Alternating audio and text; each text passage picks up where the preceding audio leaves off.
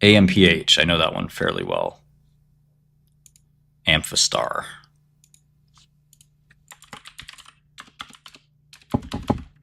Don't think I have a model on this computer. Nope. All right, let's look at Amphastar together.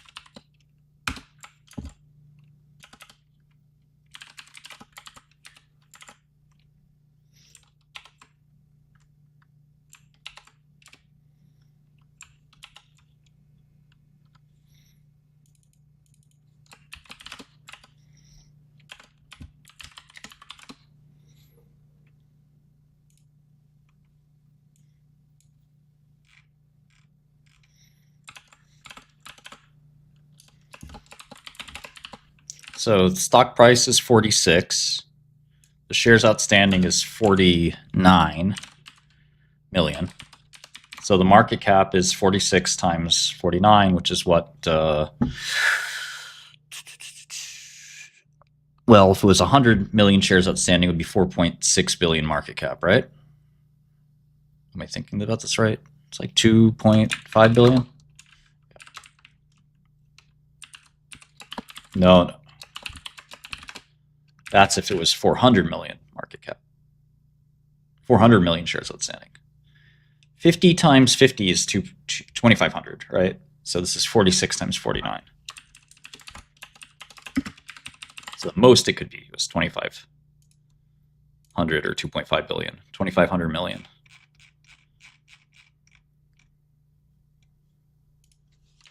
Let's see how much cash they have. I'll chat with anyone, but I prioritize people who are paying me money. Yeah, but definitely.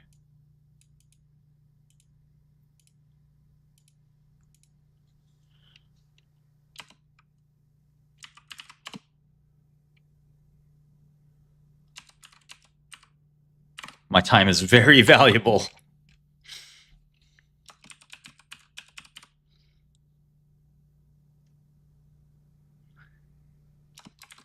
Okay, so Amphastar has some debt. They bought Beskimi from Lilly. I just know that because I follow Lilly really closely. There's no amount of money you could pay me in it per hour.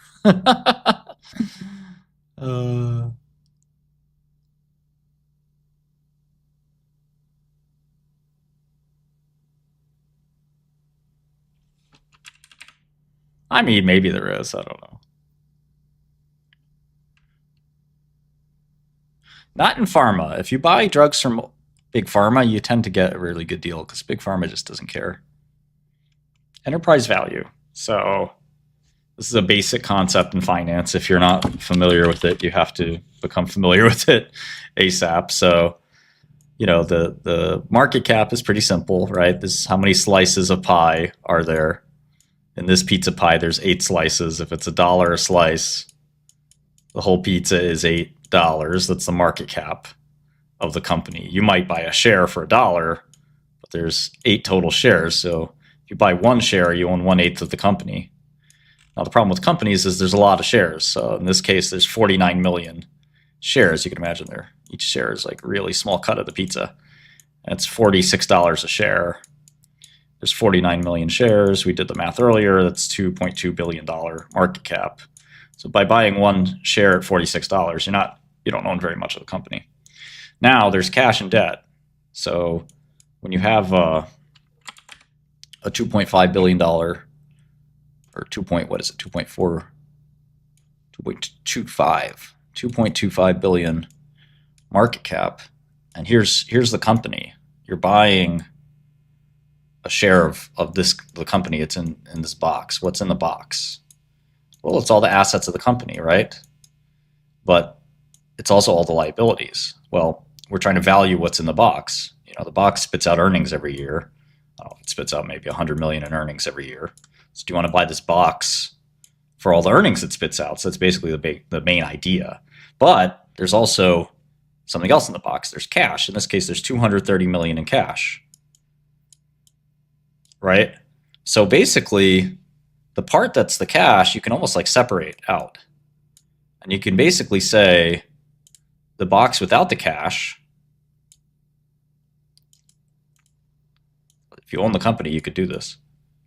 The box without the cash is worth 2.0 billion because that 230 in cash is worth 230. So if I subtract these two, I'm left with 2.0.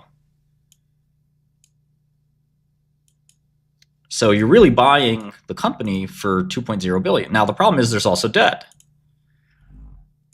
In fact, there's more debt than cash. There's 587 million in debt. So you actually have negative 350 in cash. So the enterprise value, if you paid off all the debts, you're paying 2.6 billion for the company. The company is whatever earnings are going to come out every year, which can change every year. But the enterprise value of the company is 2.6 billion when taking into account how much cash and debt exist. That's an explanation of enterprise value. The cash is not needed to generate earnings now.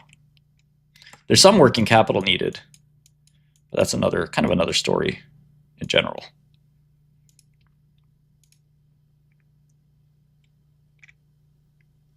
Some small amount of cash is obviously needed to run the business and working capital and whatnot. But the point is the enterprise value calculation normalizes the company for all the cash and debt it has.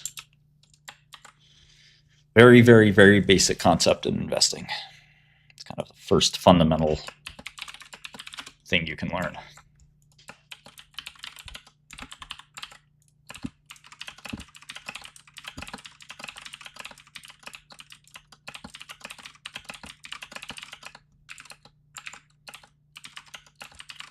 I did hear about the Fidelity hack.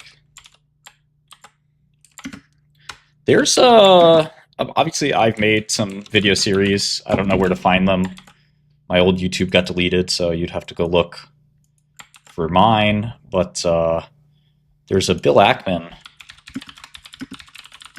He did a whole thing here.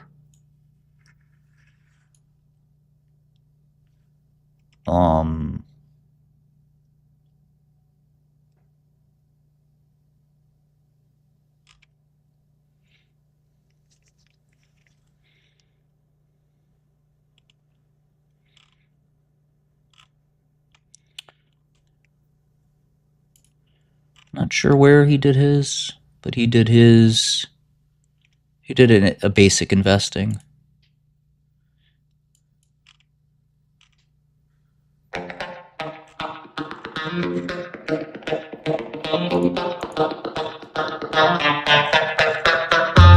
Sorry. Years ago, he did a investing thing.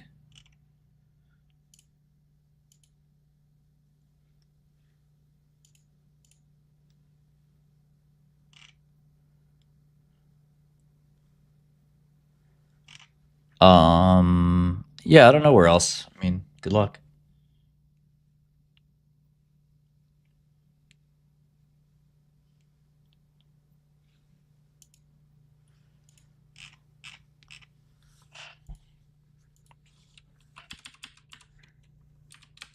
So let's look at this revenue. I think maybe they're growing because of the acquisition. But it's a really weird company. It's like a hybrid brand in generics. They do generics as well. So it's what you'd call specialty pharma. I think it's really well run. I think their CEO owns a ton of the stock. And is a pretty impressive dude. He's built this company kind of slowly, carefully, methodically, and pretty well.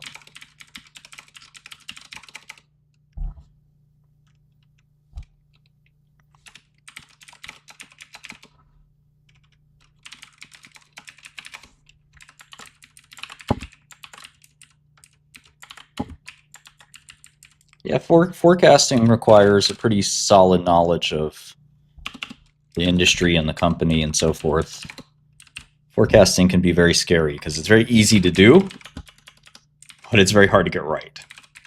It's kind of like painting. You know, anybody can take a paintbrush and go pretend they're an artist, but is it actually going to be a good painting?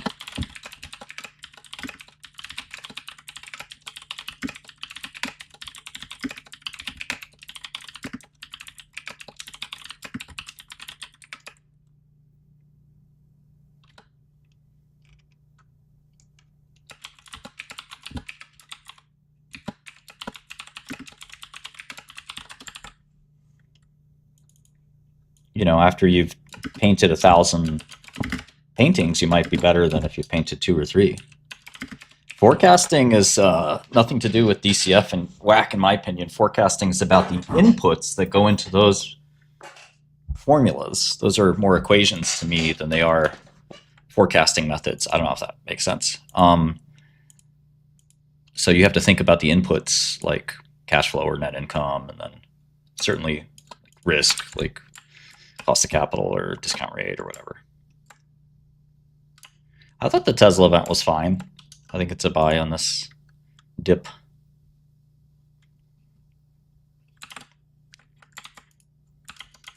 I mean, it sort of shows you that it's not a normal car company. I mean, Ford and GM are not doing any of that stuff. They're behind the 8 ball, you know.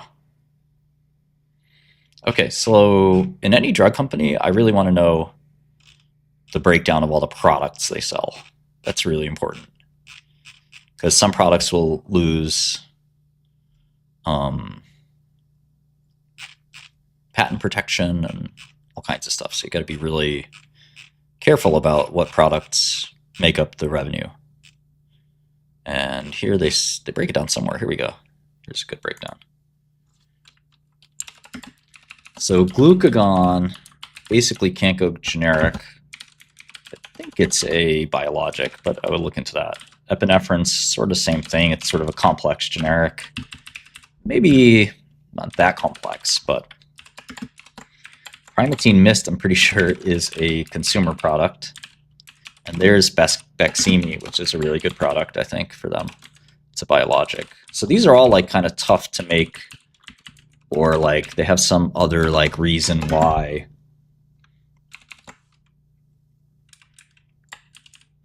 Well, I mean, he's basically neck and neck with Waymo, right? He's saying that there'll be Tesla automated cars in California and Texas this year or next year.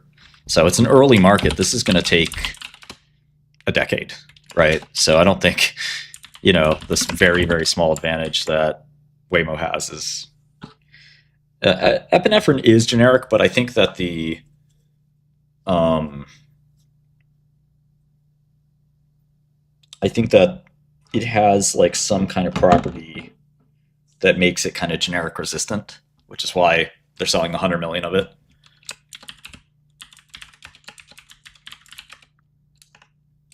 Like all of their portfolios got like some weird wrinkles to it. Now, the thing about the generics game and the specialty generics game and the difficult to make generics game is that eventually, you know, people do find a way to make it and do find a way to knock the price down. But for whatever reason, typically parenteral drugs, in other words, drugs you take by injection, parenteral drugs are a little harder to make than oral drugs.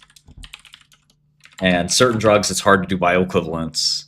For example, like epinephrine, because you have natural epinephrine. So how do you do the bioequivalence? You know, there's a whole bunch of these that are like, there's a story to every generic.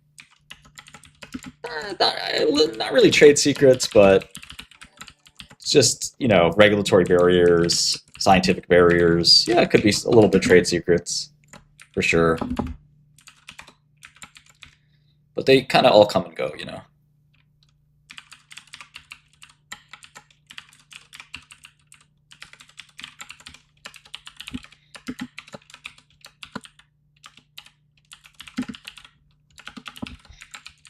What's NAB? I don't know what that is.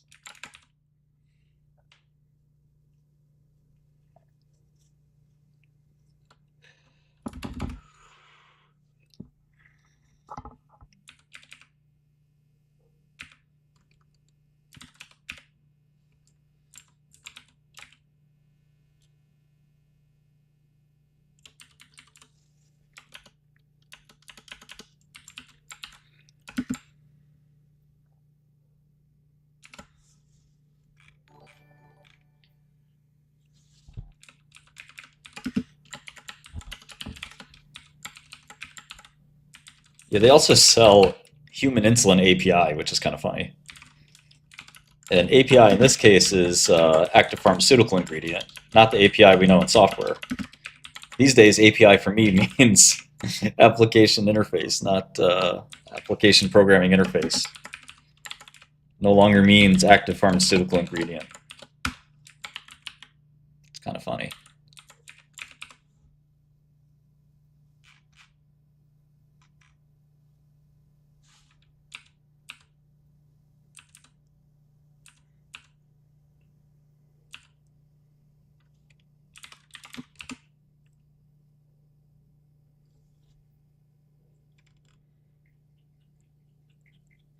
Well, you know, Icon was the king of the 80s and 90s.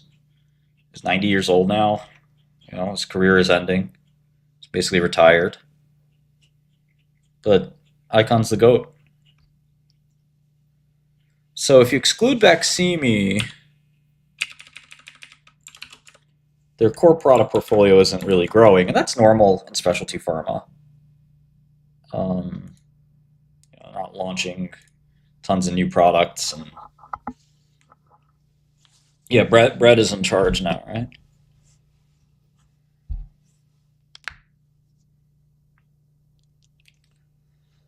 Burry, Michael Burry, come on.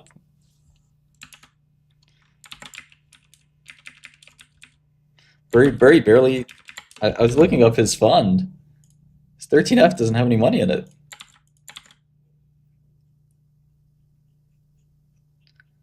We generally ban anyone who asks about Burry in here.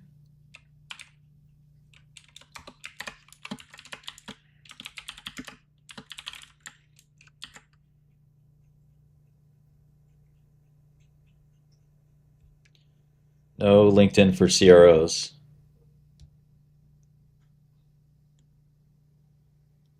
Yeah.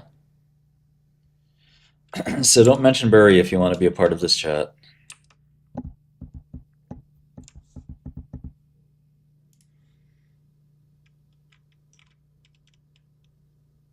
There's a lot more interesting investors out there.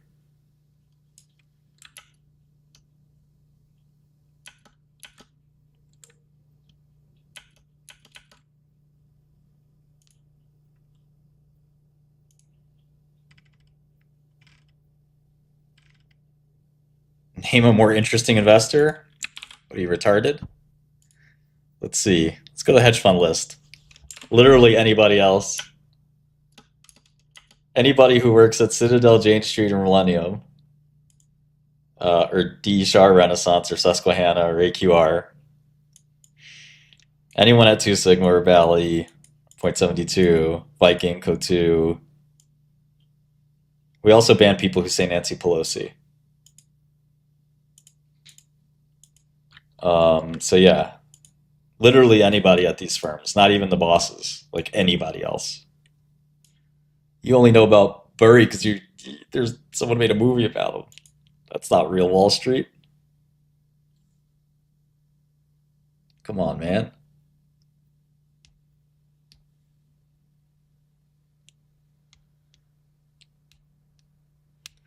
That's like thinking Santa Claus is the best logistics provider. That's like thinking the Easter Bunny is the largest producer of poultry and eggs.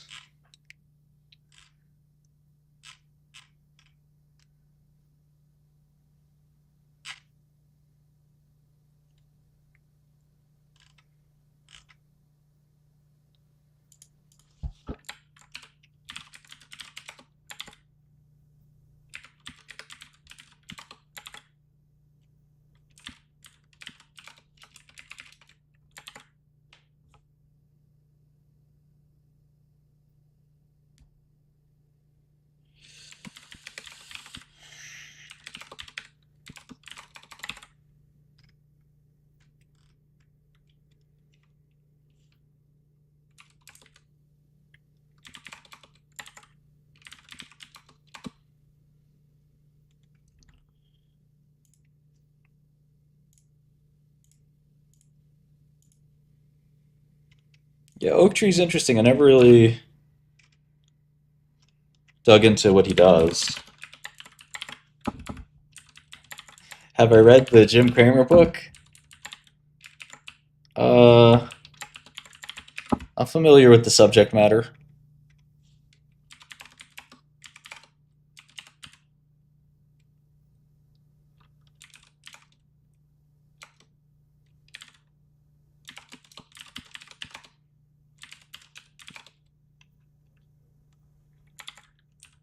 Yeah, cold emailing works.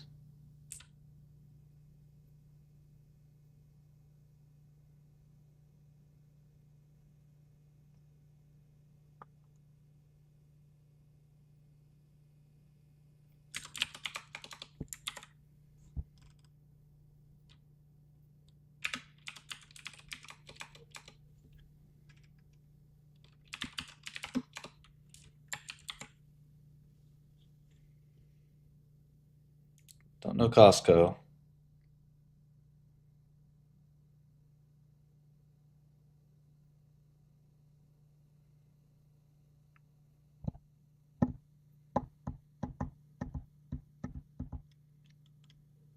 A lot of questions.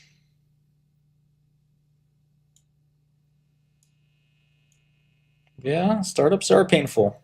Really painful. They're worth it in the end, but they're very painful. Should I look at Costco? Yeah, so this is the CEO, Dr. Jack Zhang. He's done a really good job, in my opinion, of running Amphastar.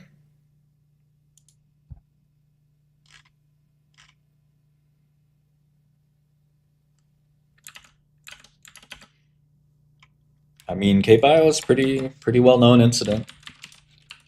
I bought out a company and I was arrested shortly thereafter, which is pretty wild. The government caused $100 million plus of damages to KBio stock because they were trying to prove that I committed a fraud with no damages. Kind of shows you how the government works, you know?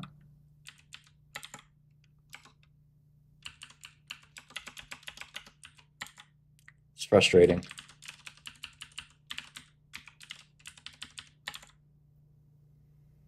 Quants are good, man. It was not bankrupt. They were shutting the company down, but they had a good drug, Lenziliumab.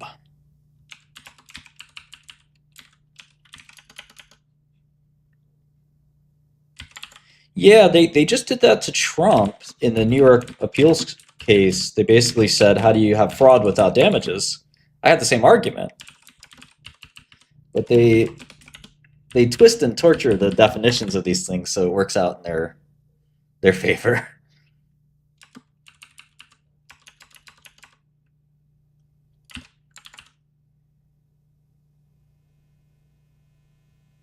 Yeah, we I think we're gonna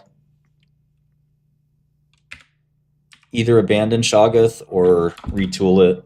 I'm not sure what to do with it. It wasn't really much of a hit, so we try not to invest in products that aren't selling well.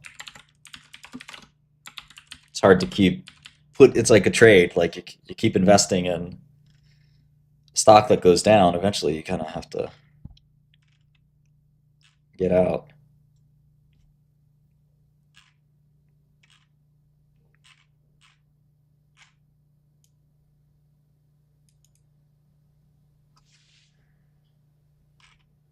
I wonder if Amphastar can make generic Ozempic.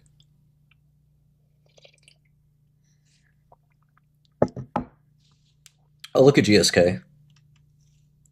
I think Trump's going to win.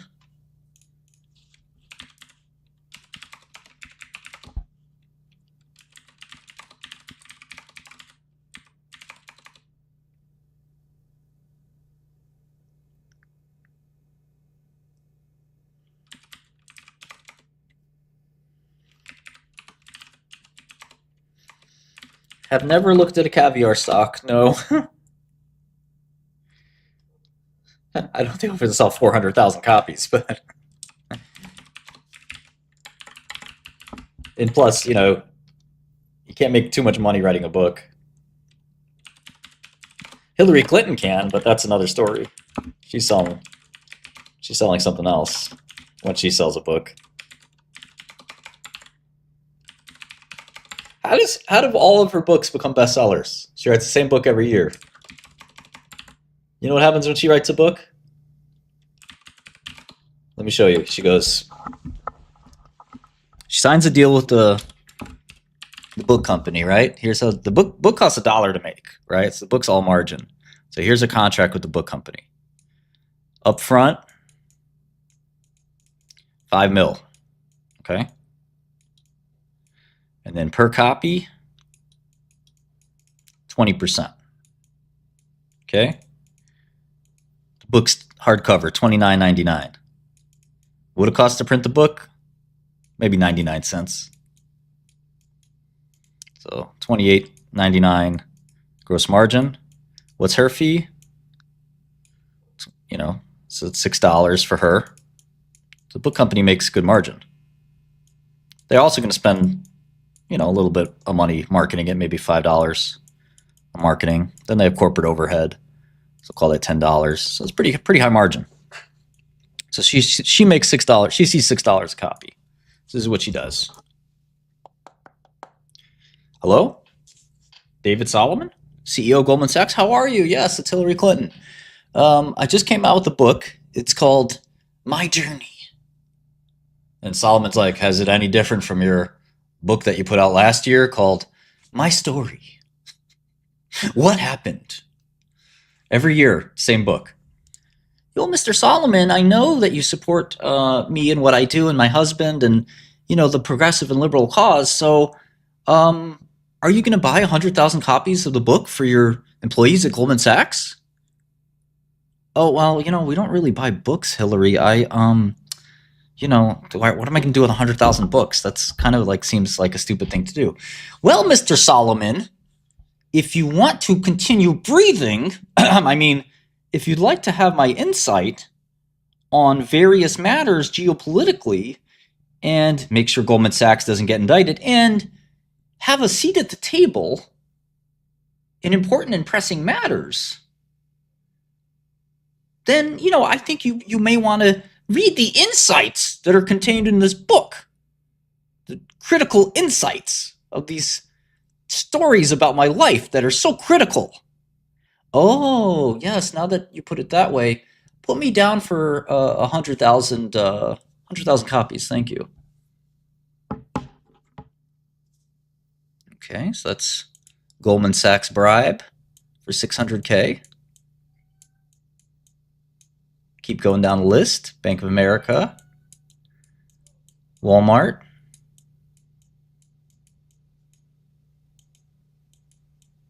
And sooner or later, it's a bestseller. What do you know? And Goldman Sachs calls the CFO, hey, listen, John, yeah, fucking buy those stupid books, throw them in a warehouse somewhere. That's about it. Yeah, you can put them in a fire. I don't care. Donate them, you know, hand them out to headquarters. Nobody's going to pick them up anyway. We do this every year. You know the drill. Yep, we gotta pay for it. Yep. All right, bye. And yeah, that's the Clinton book scam. Nobody reads these fucking books. She writes the same book every year. How many books has she written? Seriously. How many books has Hillary Clinton written? Look at this shit. Look at this.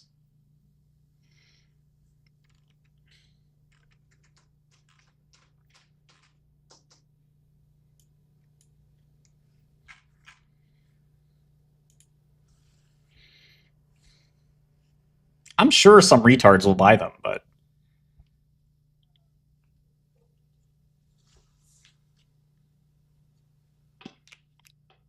what's up, kitty? Oh, yeah, I love you too.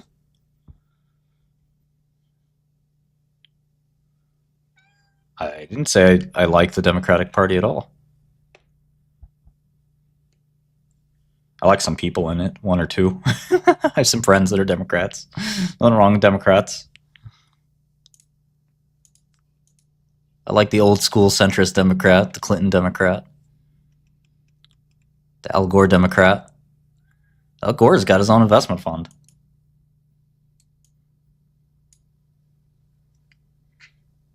There you go. Get out of here, kitty. Look, she's playing. See her game?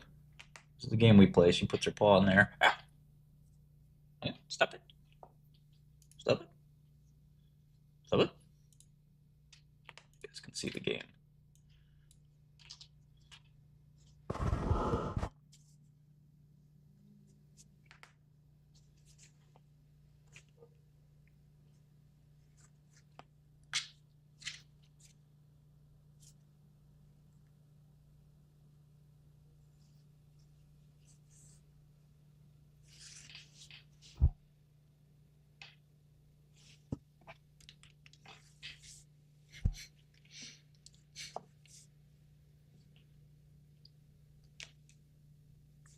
Good morning, Ken.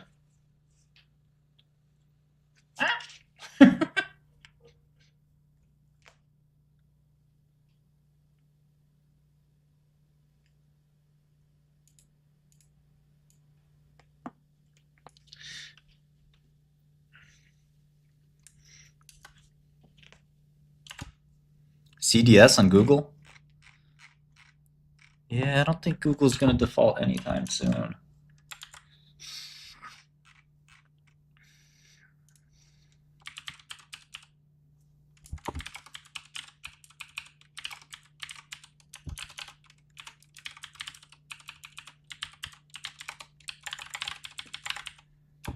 Get out of here, kitty.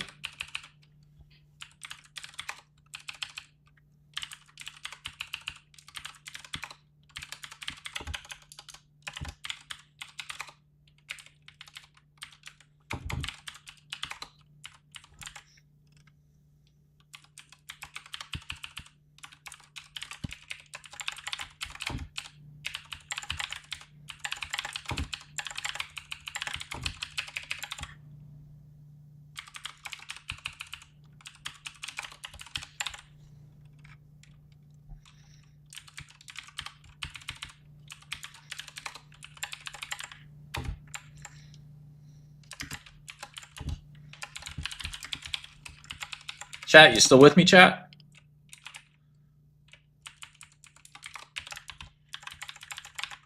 Wake up.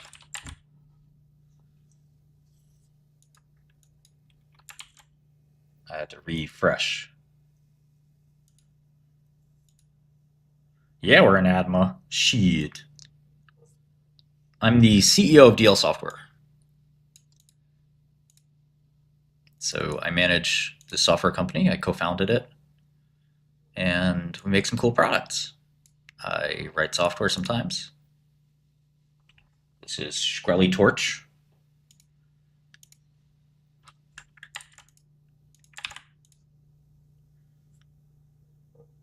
It's a great day to do some math. No, we're not a unicorn yet. Maybe next year. Soon. See, Shkreli Torch doesn't use typing. Types don't really exist in Python. You can fake types. We don't need types. They just use precious clock cycles. I don't know what I'd start.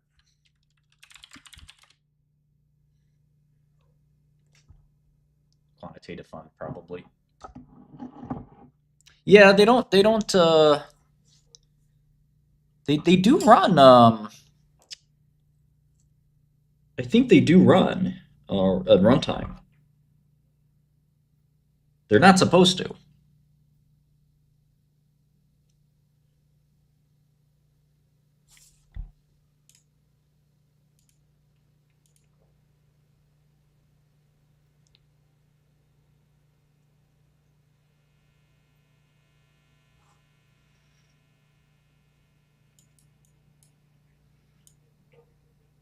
Nothing convinced me to use Python over C. It's just...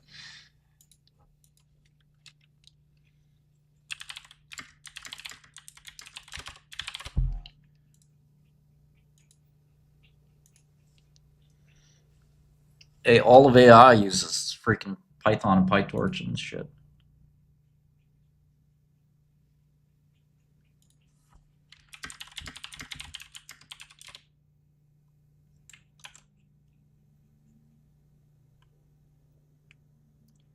Something wrong with the interactive servers.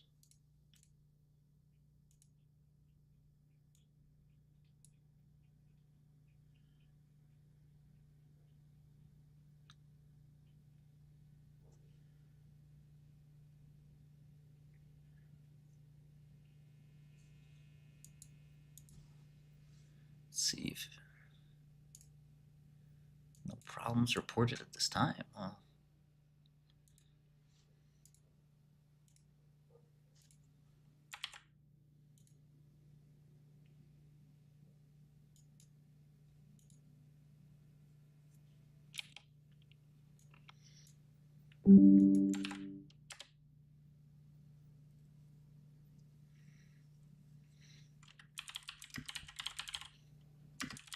liquidity is not biologics.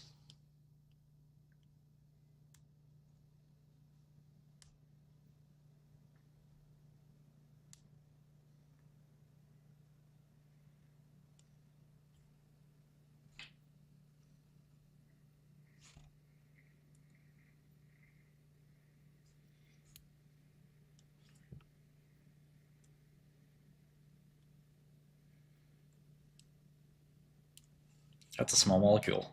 That's why they're able to make it, quite frankly.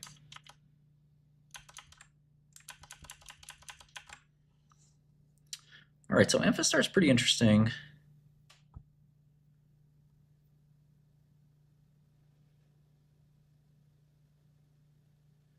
Really diverse portfolio. It's not cheap. Smart management. It's like one of these super long-term holds. I remember when it was a $20 stock. Sleepy, quiet, successful company. Man, it was $10 at one point. Goodbye.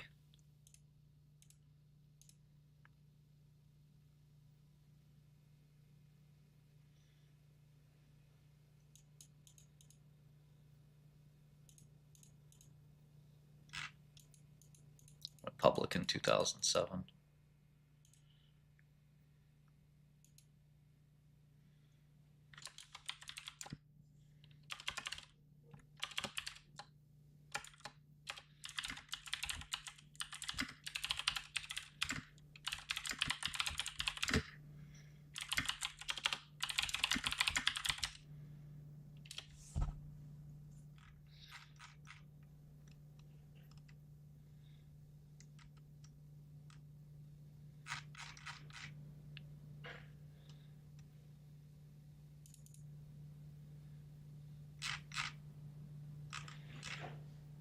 Fucking cat.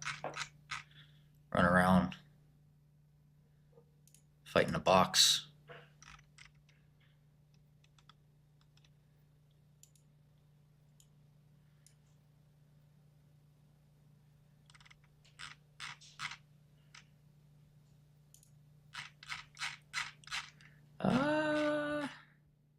Not sure it's that cheap.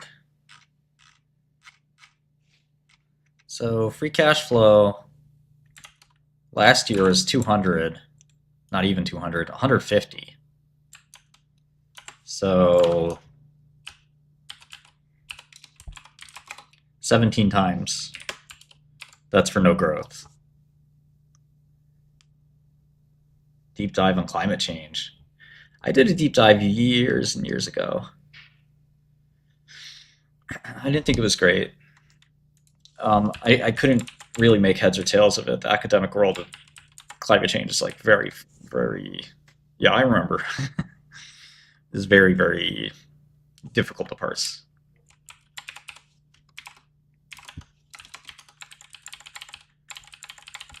I kind of abandoned it, quite frankly.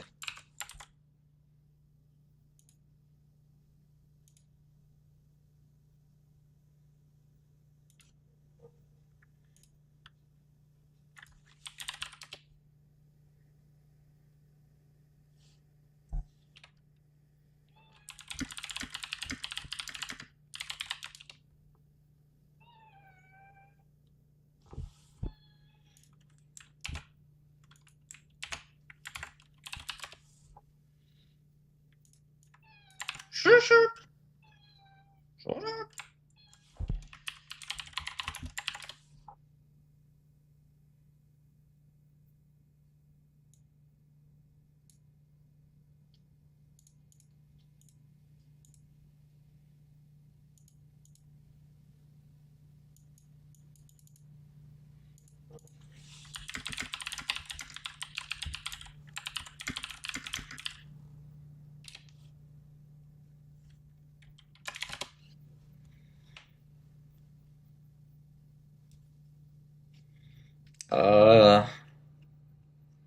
Not sure I can help you well, boss.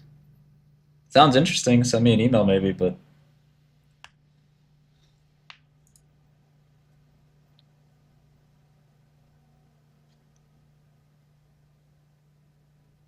James Bond, stop bothering me, please. What do you? The SEC? Leave me alone.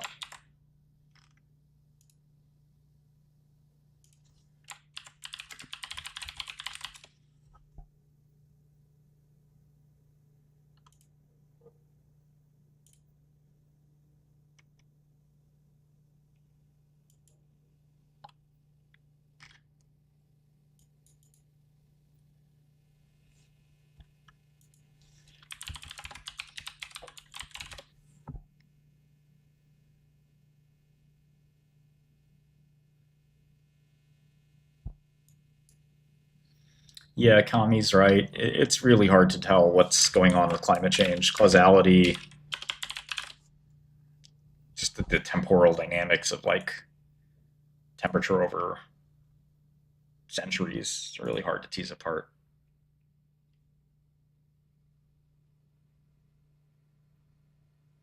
That is kind of funny.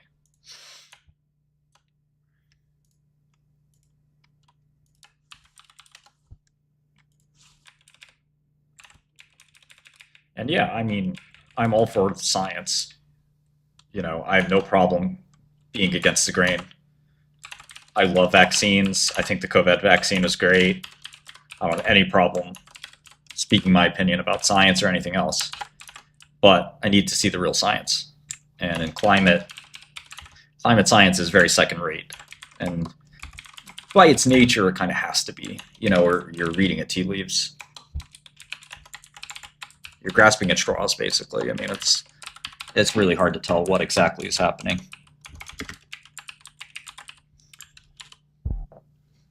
So Baqsimi.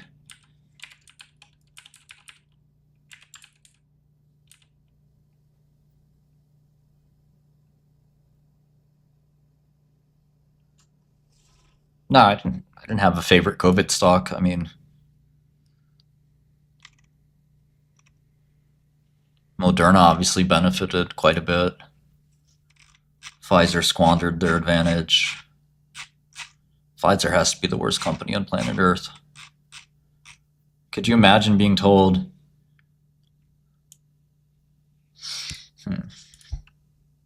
that you'll have the two best treatments for COVID, and there's a gigantic pandemic that you're gonna have the two best treatments for, and you end up fucking that up somehow? Pretty wild, huh?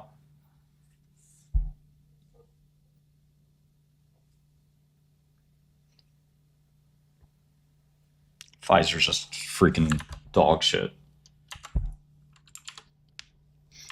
I guess Amphastar could be cheap if Baqsimi. Just trying to see if Baqsimi is going to.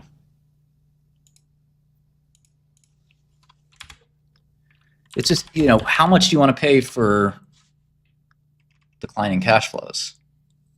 In pharma, you want to pay 10 times. I mean, 10 times earnings is kind of the most you want to pay for declining cash flows. When I say declining, I mean like stable-ish, mid-single digits declines.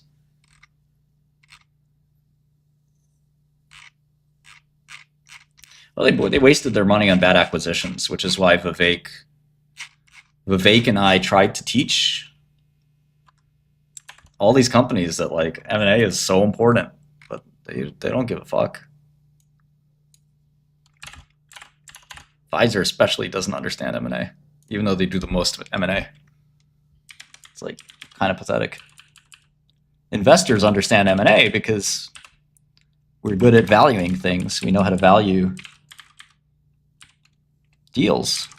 It's private equity, basically.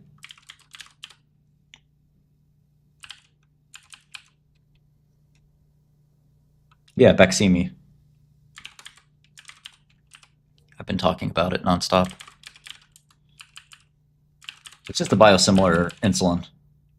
And they're making another insulin, which I don't know if they'll ever get approval. They've been trying to get approval for generic insulin for so long.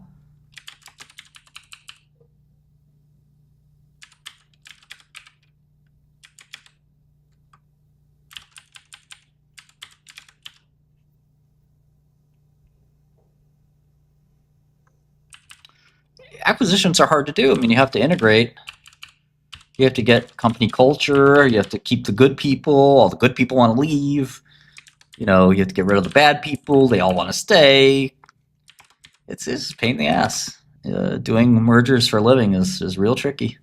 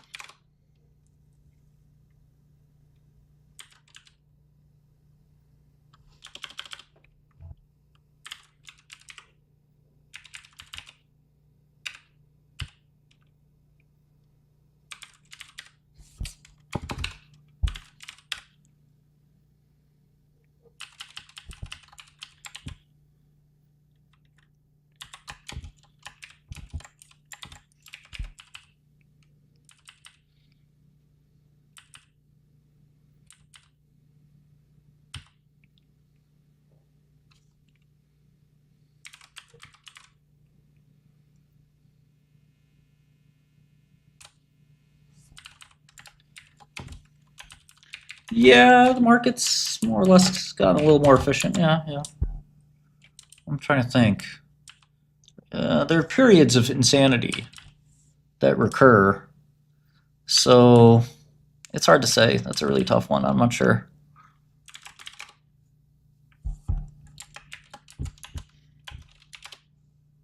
All right.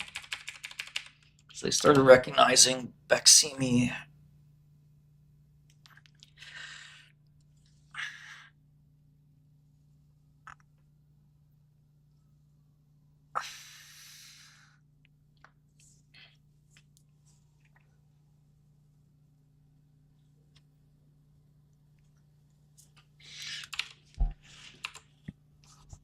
Yeah, it's not dirty cheap.